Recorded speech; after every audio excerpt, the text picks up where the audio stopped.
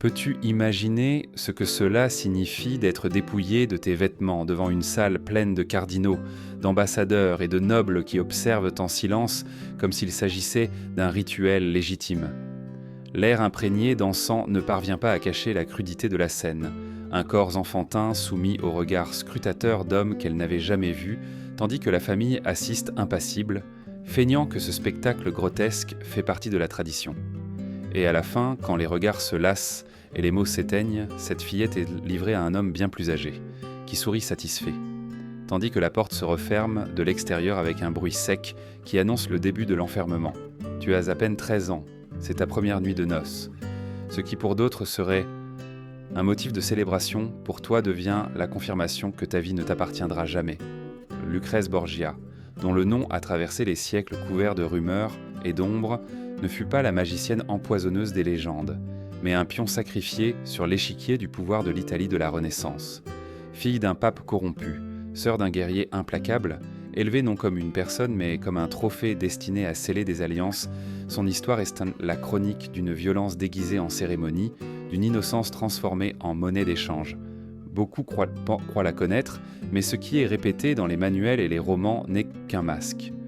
Derrière la figure empoisonneuse et séductrice se cache une vie brisée par les impositions, les silences et les trahisons. Depuis cette première nuit de noces marquée par la terreur, jusqu'au dernier souffle arraché lors d'un accouchement cruel, Lucrèce a toujours marché sur des chemins tracés par d'autres.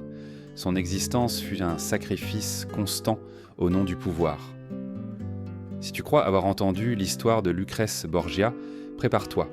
Ce que tu vas découvrir, ce ne sont pas des fables ni des fantasmes de chroniqueurs avides de scandales, mais la vérité crue d'une femme piégée dans un système qu'il a utilisé du berceau à la tombe. Je t'invite à plonger avec moi dans ce récit sombre et bouleversant qu'aucun livre scolaire n'a jamais osé raconter avec honnêteté. Rome an de grâce 481.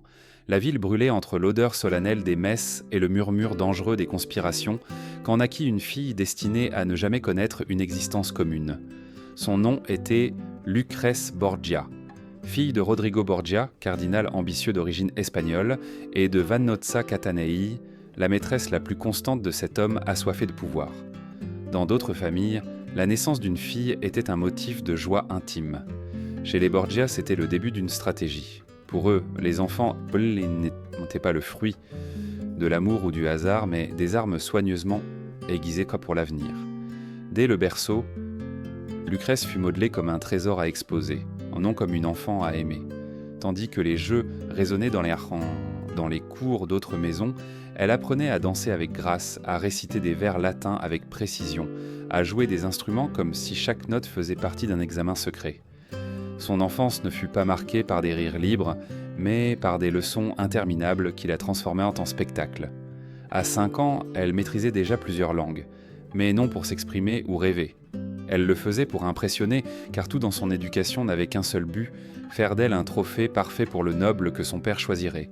Elle grandit entourée de luxe, mais chaque ornement, chaque robe brodée était aussi une chaîne. Chaque geste était observé, chaque erreur corrigée avec sévérité, chaque sourire répété jusqu'à paraître naturel. Elle apprit très vite que l'affection n'arrivait qu'en récompense de l'obéissance, que l'amour était un contrat conditionnel et que la tendresse pouvait s'évanouir en un instant si elle ne répondait pas aux attentes.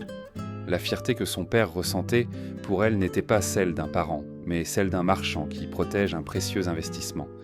À peine âgée de 8 ans, son nom glissait déjà dans des lettres secrètes entre princes et ambassadeurs, décrites comme la future épouse idéale pour assurer des alliances. Tandis que d'autres filles de son âge rêvaient de poupées de chiffon, elle était traitée comme un bijou rare dont la pureté devait être protégée jusqu'au jour où un homme puissant la paierait. Peu à peu, même la figure de sa mère s'est estompée, remplacée par des tuteurs, des moines et des diplomates, tous chargés de la polir jusqu'à en faire la dame parfaite. Dans cet environnement, il n'y avait pas de place pour les larmes, ni pour les doutes. Elle apprit à se taire quand elle avait peur, à sourire quand elle était triste, à obéir sans comprendre. Être une Borgia signifiait vivre entourée d'or sur les murs et de silence dans l'âme. Son enfance, au lieu d'être un refuge d'innocence, fut un entraînement au sacrifice. Et le plus cruel était qu'elle n'avait pas encore goûté à la blessure la plus profonde que le destin lui réservait. À seulement 11 ans, la vie de Lucrèce changea d'une manière qu'aucun enfant ne devrait connaître. Son père, Rodrigo Borgia, atteignit le sommet du pouvoir ecclésiastique. Il fut élu nouveau pape Alexandre VI. Pour la chrétienté, c'était un événement de gloire. Pour Lucrèce, ce fut le début d'un poids insupportable. Au moment où la tiare papale couronna son père, elle cessa d'être simplement une fille et devint un bien diplomatique d'une valeur inestimable. La virginité de Lucrèce commença à être discutée dans des bureaux secrets, comme s'il s'agissait d'un trésor sacré qui devait être préservé jusqu'au moment le plus opportun. Son corps, encore enfantin, se transforma en territoire de négociation, sa vie en monnaie pour sceller des traités entre royaumes. Tandis que Rome célébrait, avec des cloches et des processions, le destin d'une enfant se dessinait dans des pièces closes, sans que sa voix ne soit jamais consultée. Elle fut éloignée de la chaleur maternelle et emmenée dans un couvent.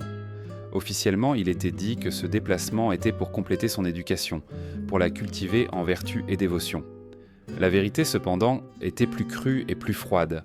La maintenir intacte, loin de tout risque, jusqu'à ce que vienne l'heure d'être donnée en épouse. La pureté de Lucrèce n'était pas un don, c'était un produit à garder, un secret enveloppé de prières et d'enfermement. Entre ces murs silencieux, la fillette vivait sous la sévérité de règles qu'elle n'avait pas choisies. Chaque jour commençait par des prières et se terminait par des leçons. Mais aucune d'elles ne répondait à ce qu'elle ressentait au fond d'elle. Il n'y avait pas de place pour les doutes, ni pour les peurs. Pendant ce temps, dans les palais, son nom circulait comme celui d'un bijou disputé par des familles puissantes. Chaque livre que ses mains lisaient, chaque robe qui frôlait sa peau, chaque mot qu'elle apprenait dans des langues étrangères étaient des investissements calculés pour augmenter sa valeur. Lucrèce grandissait avec la certitude amère que son avenir ne lui appartenait pas.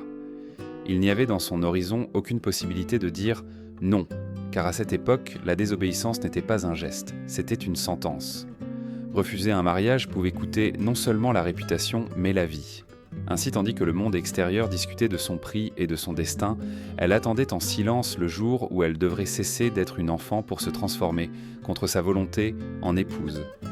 Ce jour approchait trop vite, et les ombres du sacrifice planaient déjà sur sa courte existence. Quand Lucrèce eut 13 ans, la nouvelle qui allait changer sa vie lui fut annoncée comme s'il s'agissait d'un cadeau d'honneur. Elle allait se marier. Il n'y eut ni consultation, ni place pour les hésitations. Ce fut un ordre revêtu de solennité. L'élu était Giovanni Sforza, un homme plus âgé, représentant d'une famille puissante, choisi non par affection ni affinité, mais parce que cela convenait au calcul de son père, alors pape Alexandre VI. Pour le pontife, sa faillite était le pont parfait vers de nouvelles alliances.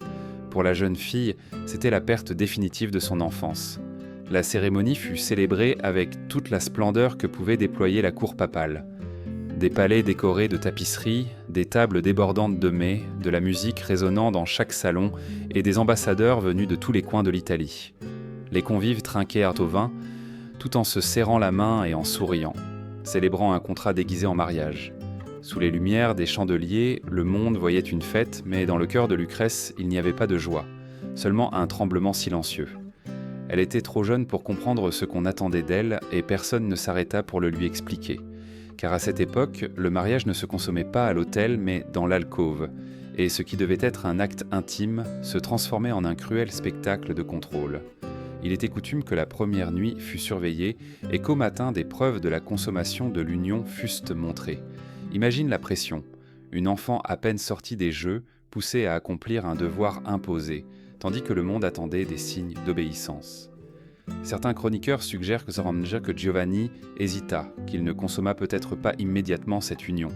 Mais ce qui est certain, c'est qu'avec ou sans pause, la blessure était déjà ouverte. Lucrèce ne fut pas conduite au lit comme une jeune femme avec des rêves d'avenir, mais comme une pièce d'échec dont le mouvement avait été décidé par d'autres. La nuit qui aurait dû marquer le début d'une nouvelle vie se transforma en la première de nombreuses cicatrices invisibles. L'obéissance, le silence et la soumission devinrent ainsi les normes de son existence. Le mariage ne lui apporta ni liberté, ni compagnie, ni protection. Ce fut le début d'un cycle d'ordre accepté et d'émotions réprimées.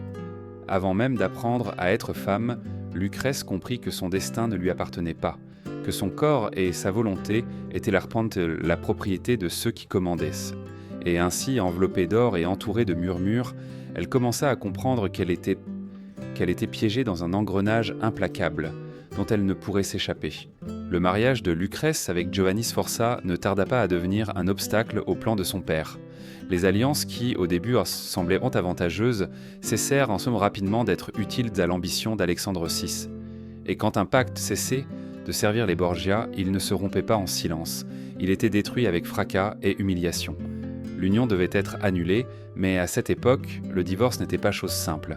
Il fallait inventer une raison acceptable, et celle qui fut choisie fut aussi cruelle qu'efficace. Devant la cour, il fut déclaré que Giovanni Sforza était impuissant, incapable de remplir ses devoirs de mari. L'accusation, prononcée à voix haute devant prélats et ambassadeurs, fut une blessure à son orgueil et à son nom. Giovanni, blessé et furieux, fut réduit à la moquerie publique, transformé en bouc émissaire d'un jeu politique. La réponse de l'époux trahi ne tarda pas à venir, et elle fut encore plus brutale. Il répandit des rumeurs dans toute l'Italie, insinuant que Lucrèce entretenait des relations incestueuses au sein de sa propre famille. Les mots étaient du poison, il n'y avait pas de preuves. Mais à cette époque, une simple insinuation malveillante suffisait à transformer l'honneur en boue. La jeune femme, à peine sortie de l'enfance, se retrouva traînée au centre d'un scandale qu'elle n'avait pas provoqué. Tandis que les hommes discutaient d'alliance, de prestige et de pouvoir, elle était traitée comme si elle n'existait pas. Personne ne lui demanda son avis, personne ne la défendit. Il ne restait que le silence de celle qui observe comment son nom est traîné dans les rues et les places, répété en chuchotements et rires, transformé en spectacle. Lucrèce fut rendue à sa famille comme un objet défectueux, une pièce cassée qui ne servait plus sur l'échiquier. Le mariage fut annulé, l'alliance rompue, et sur ses épaules tomba une tâche impossible à effacer. Aux yeux de l'Europe, elle n'était plus la fille pure du pape. Son image, auparavant présentée comme un bijou immaculé, commença à être regardée avec méfiance. L'or s'était transformé en fer rouillé, et les rumeurs ne firent que croître. Personne ne voulut s'arrêter pour voir la jeune femme blessée derrière les calomnies. Pour beaucoup, elle n'était donc qu'une protagoniste d'un drame honteux. Et pourtant, pour Lucrèce, cela n'était pas la fin de ses malheurs, mais seulement le premier chapitre d'un destin qui l'entraînerait, encore et toujours, vers le même bûcher de scandale et de trahison. Après l'annulation de son mariage avec Giovanni Sforza, Lucrèce disparut de la vie publique. Le silence qui entoura la jeune femme éveilla plus de soupçons que n'importe quel mot. Elle fut discrètement envoyée dans un couvent, sous prétexte de repos et de recueillement. Mais dans l'Italie de la Renaissance, le silence prolongé était toujours un voile qui cachait des secrets trop lourds pour être exposés. Au bout de quelques mois, les rumeurs commencèrent. Certains disaient l'avoir vue avec un air différent, une légère courbe au ventre, une lueur étrange dans le regard. La vérité éclata comme un couteau dans l'ombre. Lucrèce était enceinte. Elle avait à peine 15 ans, était séparée tant marquée par le scandale, et pourtant, elle allait donner naissance à un enfant hors mariage. À une époque où l'honneur valait plus que la vie, cela était impensable. Et en même temps, trop réel, la naissance de l'enfant fut entourée d'un silence quasi sépulcral. Il n'y eut ni annonce officielle, ni fête, ni bénédiction publique. Le bébé, connu plus tard sous le nom de l'enfant romain, fut arraché des bras de sa mère peu après sa naissance et confié à des gardiens choisis par la cour papale. Lucrèce ne put ni l'embrasser ni entendre son cri plus de quelques fois. La maternité, qui aurait pu lui donner un sens et un refuge, lui fut refusée sans pitié. Le plus perturbant furent les documents émis par le Vatican. 2 registres distincts, 2 vérités opposées. L'un affirmait que l'enfant était le fils d'un prince inconnu, comme s'il s'agissait d'une relation secrète. L'autre, encore plus terrible, insinuait qu'il était le fils du pape Alexandre VI lui-même. Oui, de son père. L'écho de cette suspicion se répandit en Europe, alimentant la légende des Borgia et plongeant Lucrèce dans une mer de calomnies. Fût-ce une romance cachée, un abus dissimulé ou simplement une autre manœuvre politique impitoyable, les historiens en débattent encore, mais ce qui est certain, c'est que la principale victime fut elle. Il ne lui fut jamais permis d'élever cet enfant. Elle ne put jamais le voir grandir, ni prononcer son nom en public, ni pleurer ouvertement pour lui. L'enfant romain devint une ombre arrachée à sa vie, une cicatrice invisible qui saigna en silence jusqu'à son dernier souffle. Lucrèce porta cette douleur la tête haute. Comme on l'attendait d'une Borgia, mais à l'intérieur resta la blessure d'une mère condamnée à oublier l'inoubliable. Après tant de silence, de douleur et de scandale, le destin sembla offrir à Lucrèce un répit, une illusion de bonheur qu'elle n'avait jamais connue. À 18 ans, elle fut promise à Alphonse d'Aragon, un jeune noble napolitain à la prestance élégante et à l'esprit affable. Cette fois, il ne s'agissait pas uniquement de convenances politiques, mais de quelque chose de plus humain, le respect, la tendresse et même l'amour. Pour la première fois de sa vie, Lucrèce ne fut pas traitée comme monnaie d'échange, mais comme une femme. Le mariage, à la différence du premier, ne fut pas célébré avec une fastuosité démesurée, mais avec une certaine sobriété qui apporta un soulagement à la jeune femme. Avec Alphonse, la Duchissima Seconde Conscience, la duchesse découvrit la possibilité d'une vie domestique, d'un foyer où le rire et l'affection avaient de leur place. Peu après naquit Rodrigo, son premier enfant, publiquement reconnu.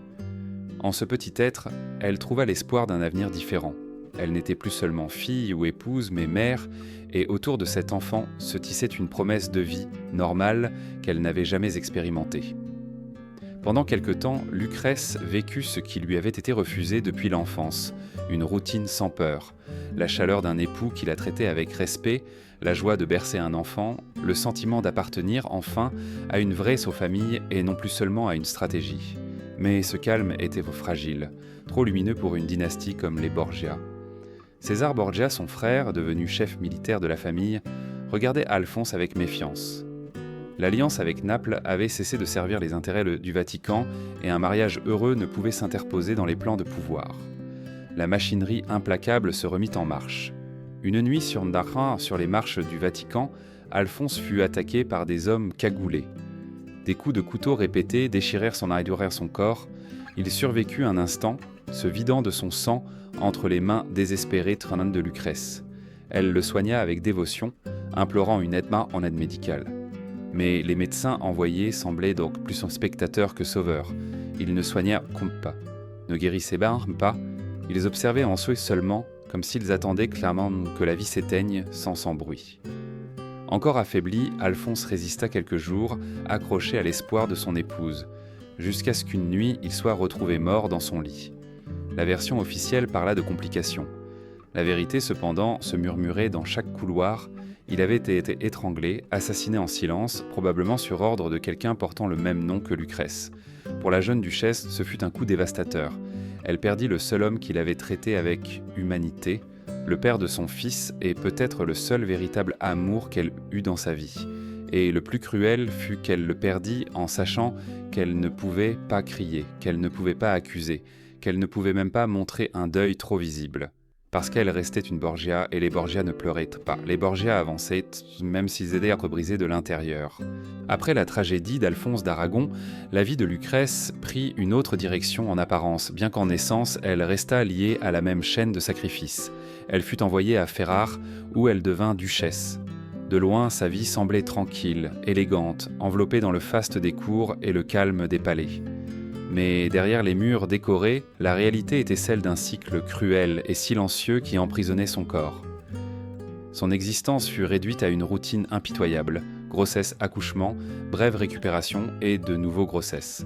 Elle devint le ventre de la dynastie, un instrument biologique au service des alliances et des héritages. Au fil des ans, elle subit au moins 10 gestations, chacune plus lourde que la précédente. Son corps, autrefois fragile et délicat, fut marqué par des cicatrices invisibles, la profonde fatigue des entrailles, la fragilité de la chair soumise, la douleur qui se répétait comme un marteau implacable. Tous ces enfants ne survécurent en bas. 3 d'entre eux moururent encore petits, et la blessure de ces pertes fut ensevelie sous des couches de silence. Une duchesse n'avait pas le droit de pleurer trop. Le protocole exigeait la dignité. La cour réclamait des sourires, même si le cœur se déchirait. Lucrèce avalait la douleur comme on avale du poison, maintenant une façade de force, tandis qu'à l'intérieur, elle se consumait lentement. Les accouchements, à cette époque, étaient de véritables épreuves de résistance à la limite de la vie. Il n'existait ni anesthésie, ni hygiène, ni sécurité. Les chambres closes, suffocantes, se remplissaient de médecins inexpérimentés et de servantes nerveuses. L'air imprégné de peur était aussi épais que celui du sang lui-même. Chaque contraction était un rappel que la mort pouvait la faucher à tout moment. Et pourtant, la pression d'engendrer des héritiers était constante, comme si sa valeur en tant que femme dépendait exclusivement de sa capacité à enfanter. Même les enfants qui survivaient, elle pouvait à peine les avoir avec elle. Ils étaient rapidement confiés à des tuteurs, des nourrices et des conseillers de la cour, comme s'ils appartenaient davantage à l'État qu'à leur mère. Lucrèce les voyait grandir de loin, sans pouvoir les embrasser quand elle en avait besoin, sans partager leurs rires ou leurs larmes. C'était comme donner la vie, et aussitôt après, être dépouillé de cette vie. Au fil des ans, ces lettres laissèrent entrevoir un esprit fatigué. L'éclat de son regard s'éteignait, son écriture reflétait une fragilité. Le corps commençait à céder. L'esprit se brisait, sous le poids des pertes et de l'épuisement. Et pourtant, elle continuait de jouer son rôle, car s'arrêter n'était pas une option. Une Borgia devait résister même quand la résistance n'était plus qu'un écho vide de dignité. L'année était 1519. Le corps de Lucrèce pensait d'assez bien maintenant, déjà épuisé après une vie de grossesse, de perte et de silence, fut de nouveau contraint de supporter l'insupportable, une nouvelle gestation. Ceux qui l'entouraient en pouvaient voir clairement que ses forces étaient diminuées, que cette grossesse était un poids trop cruel pour une femme qui avait déjà été usée jusqu'à la limite. Mais personne n'écouta ses peurs, car dans son monde, la volonté d'une duchesse ne comptait pas. Seuls importaient son obéissance et le résultat, un autre héritier. Pendant l'accouchement, les complications survinrent rapidement. Hémorragie intense, fièvre très élevée, délire parce qui la faisait murmurer des noms oubliés, des fragments de prières, des souvenirs d'une vie marquée par la soumission. Les médecins, impuissants et limités par la médecine de leur temps, ne pouvaient faire grand-chose d'autre que d'observer comment elle se consumait lentement. Il n'y avait ni anesthésie, ni antibiotiques, ni conditions d'hygiène. Ce qui, à toute époque, serait un moment de risque, pour elle se transforma en sentence de mort. Des jours entiers, elle passa entre délire et douleurs insupportables. Dans ses divagations, elle semblait revivre des scènes de son passé. La première nuit de noces surveillée, l'humiliation des calomnies, l'enfant arraché de ses bras, l'amour perdu sur les marches du Vatican. Comme si la mémoire, avant de s'éteindre, l'obligeait à parcourir chaque ombre qu'elle avait portée en silence. Pendant ce temps, la cour attendait à distance. Il y avait de l'inquiétude, oui, mais non celle de ceux qui craignent pour une femme aimée, plutôt l'attention froide de ceux qui contemplent la perte possible d'une pièce importante du jeu politique. Même dans son agonie, Lucrèce n'était pas vue comme une mère ou une épouse, mais comme un maillon de pouvoir qui pouvait se briser. Finalement, après des jours de tourments, son cœur céda. Elle avait à peine 39 ans. Elle mourut épuisée, vide, victime d'une existence écrite toujours par d'autres. Autour de son lit, il n'y eut ni pleurs sincères ni hommage d'amour, seulement le silence glacé d'une fin attendue. Elle mourut comme elle avait vécu, contrôlée, observée, réduite au silence. Après sa mort, le nom de Lucrèce Borgia ne reposa pas en paix. Pendant des siècles, il fut répété comme synonyme de poison, de luxure et de trahison. On la dépeignit comme une femme promiscue, calculatrice, mêlée à des conspirations et des crimes qui purent rarement être prouvés. Le récit qui survécut fut celui d'une figure monstrueuse, une empoisonneuse sans scrupules. Mais il suffit d'écarter les masques de l'histoire officielle pour découvrir ce qui se cachait réellement derrière, la peur. C'était la peur du pouvoir féminin dans un monde forgé par et pour les hommes. Lucrèce ne fut pas la sorcière que certains voulurent fabriquer, mais une jeune femme utilisée dès l'enfance comme outil politique. Elle fut manipulée, réduite au silence, écartée quand cela convenait et élevée comme étendard quand elle était utile. Les scandales qui l'entourèrent ne naquirent pas de sa volonté, mais du besoin des autres de justifier des échecs, de couvrir des crimes ou simplement de détruire sa réputation. Elle fut la cible parfaite, femme, belle, vulnérable et en même temps fille d'un pape. La transformer en méchante fut la stratégie la plus efficace pour détourner la faute de ceux qui en réalité dirigeaient semble le jeu. Et pourtant, la vérité c'est que Lucrèce survécut comme elle put. Elle utilisa le silence quand parler était dangereux. Elle créa de la beauté au milieu du chaos, s'entourant de musique, d'art, de petites îles d'humanité. Elle tenta de reconstruire sa vie même quand les cicatrices ouvertes saignaient encore, mais le monde préféra se souvenir du masque plutôt que de la personne. Elle ne fut pas un monstre, elle fut une victime piégée dans un système qui transformait les fillettes en épouses, les épouses en prisonnières, las penantes, les mères en ombre. Un système qui les utilisait jusqu'à les user complètement et exigeait encore de la gratitude. L'histoire de Lucrèce est la dénonciation de cet engrenage cruel qui brillait d'or à l'extérieur tout en pourrissant à l'intérieur. Aujourd'hui, avec la distance des siècles et l'accès à des sources plus honnêtes, nous pouvons la voir dans sa véritable dimension. Une femme à qui on a volé l'enfance, nié la liberté et attaqué la dignité, mais qui a malgré tout tenté de vivre parmi les ruines du destin que d'autres ont tracé pour elle. Le plus cruel est que même après sa mort, ils ont continué à essayer de la réduire au silence. Mais si l'on écoute attentivement, sa voix résonne encore. La véritable histoire de Lucrèce Borgia n'est pas une fable d'ambition et de scandale, mais un témoignage d'abus et de résistance. Le moment essaie peut-être venu d'arrêter de l'appeler légende et de commencer à la voir pour ce qu'elle a toujours été, humaine. Une femme brisée par la politique, mais jamais réduite aux mensonges qu'on a voulu lui imposer. Ce fut le récit sombre et émouvant de Lucrèce Borgia. Une vie réelle, dure et cruelle, très différente des fantaisies de princesses et de châteaux. Si cette histoire vous a touché, laissez votre commentaire, partagez ce que vous avez ressenti en l'écoutant et rejoignez-nous en vous abonnant à la chaîne. Car de nombreuses voix réduites au silence attendent encore d'être racontées et ensemble nous pouvons leur rendre l'écho que l'histoire leur a nié.